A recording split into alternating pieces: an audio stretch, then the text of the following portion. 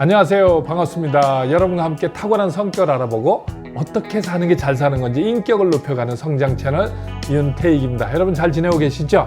오늘의 방송 주제는 인격에 대한 이야기를 하도록 하겠습니다.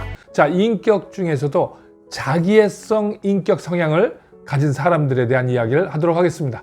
제가 지난날 인하대학교 교육대학원에서 상담 심리학을 가르쳤거든요. 이 전문 상담 선생님들을 대상으로 그 중에서 인격 분야에 대한 이야기, 그 부분을 좀 중심적으로 앞으로 몇 가지 제가 영상을 만들어 보도록 하겠습니다. 자, 어떤 분들이 오셔서 상담을 하면서 이런 얘기를 합니다. 자기는 좀 분노 장애가 좀 있는 것 같고, 좀 왠지 왕자 공주병이 있는 것 같고, 좀 제가 어떤 사람인지 잘 모르겠습니다. 뭐 어떻게 보면 가면이 내 안에 몇 개씩 있는 것 같아요. 그런 사람을 뭐라 그러죠? 네, 다중인격이라고 얘기를 하잖아요. 그래서 오늘의 방송 주제는 자기애성 인격 성향에 대해서 말씀드리도록 하겠습니다. 자기애라는 게 뭐죠? 자기를 사랑하는 거잖아요. I love me. 이거 너무 좋은 거 아니겠어요? 자, 이게 양쪽의 면이 있거든요. 자기를 너무너무 사랑하는 거, 이거는 아주 긍정적이고 멋있는 거잖아요. 이게 지나치면 이제 과대망상이 되니까 문제가 될 수도 있다. 제가 이 연남동 다르다 심리 카페에서 이제 상담을 해보잖아요. 상담을 하다 보면 이런 자기애성 인격 성향을 가진 사람들이 많이 찾아옵니다. 자, 그런데 상담을 하다 보면 그런 임상적 징후가 뭐냐면, 나 특별한 존재야, 스페셜이야, 나 이런 사람이야, 그러니까 나 인정해줘, 이런 사람들이고요. 귀하신 몸이야, 나 왕자 공주야, 그러니까 나를 무시하지 마, 이런 성향들. 뭐 아니면 도야, 이런 사람들은 극단이야. 좋은 사람한테는 엄청 잘하고 싫은 사람은 땡. 또 무슨 일을 하더라도 도 아닌 뭐니까 뭐죠? 해보고 좀 아니면 치워버리는 이런 극단의 성격을 가지고 있는 사람들이죠. 모험을 싫어해요. 왜? 내가 했다가 실패하거나 실수하면 남들이 나를 어떻게 볼까? 그게 두려운 거죠. 자아도취, 수선화, 그렇죠? 자기가 잘난 거야. 나는 대단한 사람이야.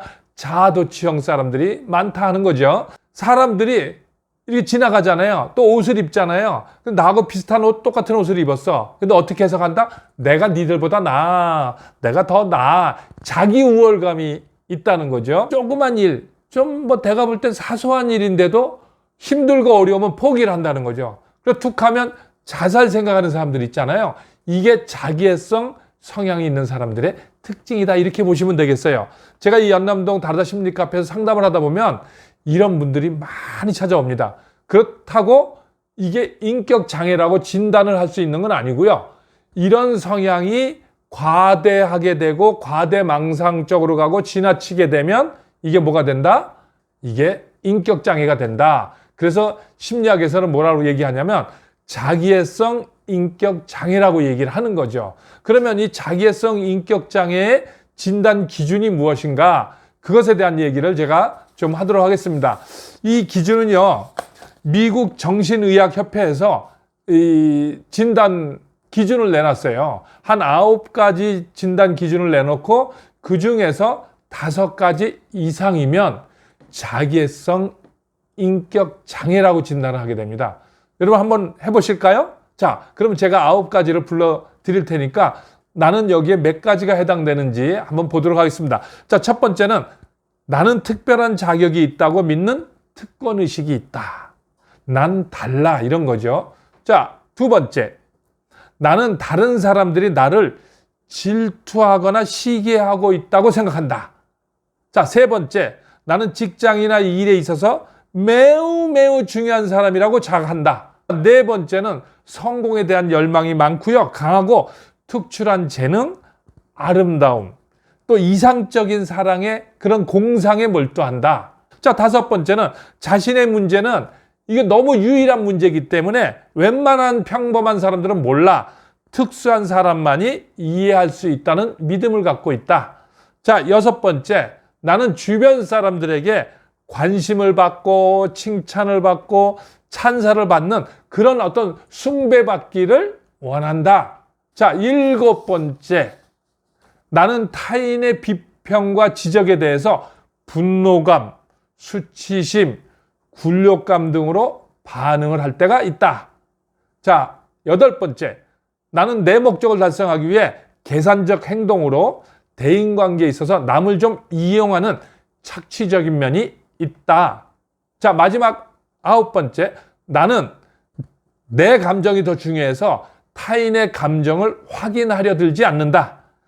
즉, 감정이입에 좀 약간 모자르는 측면이 있다. 이 9가지 중에서 5가지 이상이면 자기애성 인격 장애라고 이렇게 진단을 합니다. 자, 근데 오늘은 이렇게 인격 장애가 있다고 얘기하는 게 아니라 이런 자기애성 인격 성향을 가진 사람들은 대체로 어떤 사람일까? 특히 애니어그램 성격 유형이 9가지가 있잖아요. 이 9가지 중에서 어느 특정 성격 유형이 이 자기애성 인격 성향이 있을까?